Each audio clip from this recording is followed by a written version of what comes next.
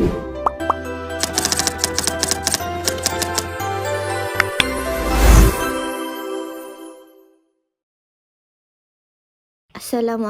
and good evening. Thank you for agreeing to be interviewed today. I am Nur Auni Naziha and my friend Lia Hadira from College Professional Mara Indra Mahkota. We are conducting this interview as part of our Taxation 1 assignment to gain a better understanding of tax practices and the self-assessment system SAS in Malaysia. This interview will only take a few minutes, and before we start, could you please introduce yourself?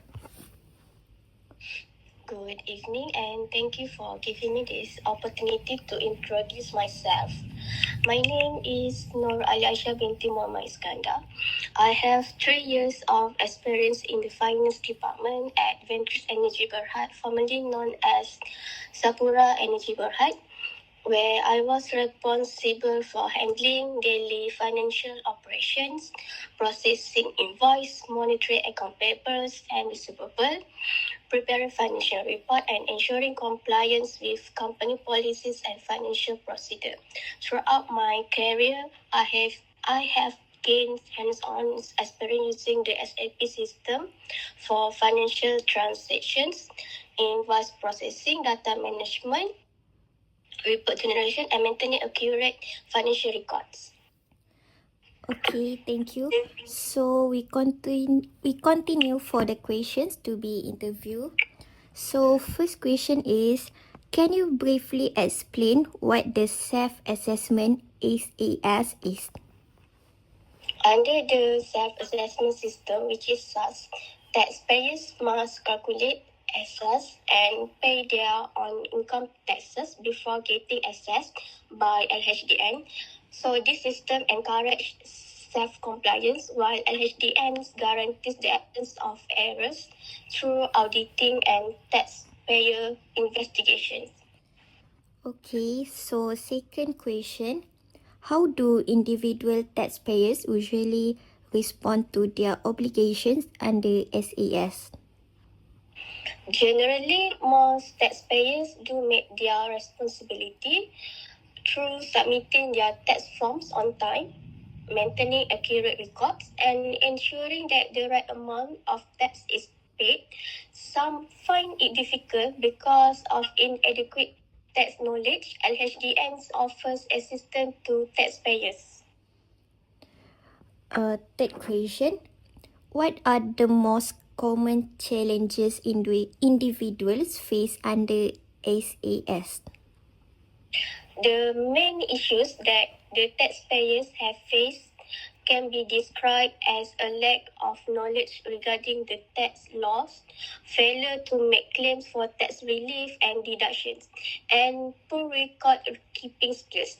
So these issues could result in errors when making returns, late filing of the returns, and even penalties. Next question. Have you ever handled an audit or amendment case? So what was the process like? No, I have not experienced conducting a tax audit or amendments for myself because I am just a taxpayer.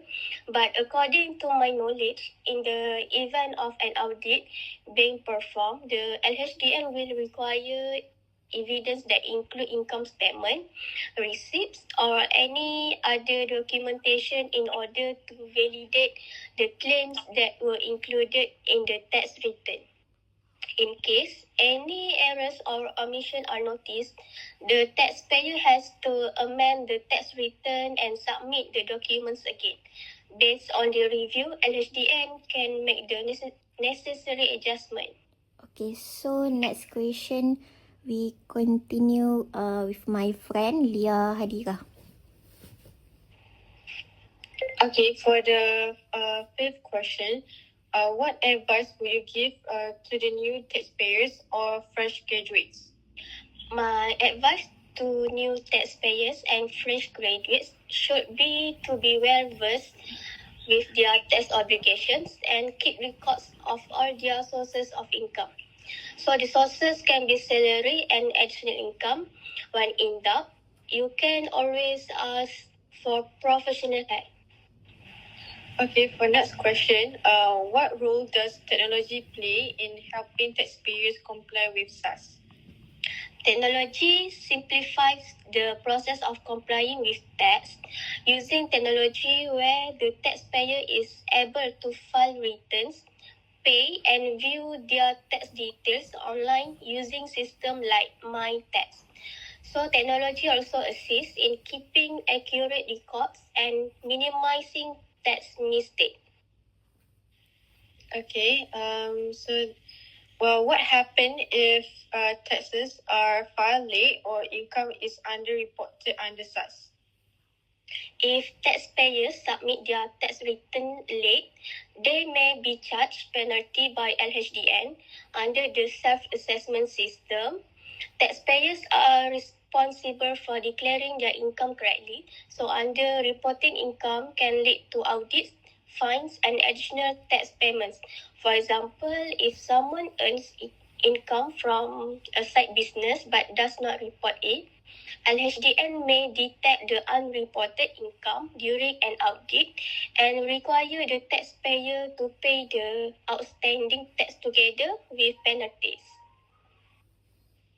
Okay, for final question, what are the common tax relief and deduction in Malaysia?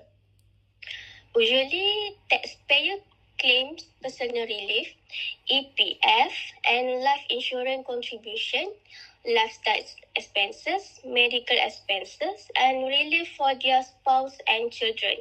These are the most common tax relief because they can reduce the amount of taxable income. Okay, thank you for taking the time to participate in this interview and for sharing your knowledge and experience regarding to the self-assessment system in Malaysia. Your insights have been very valuable and will greatly assist us in completing our assignment. Thank you. Thank you.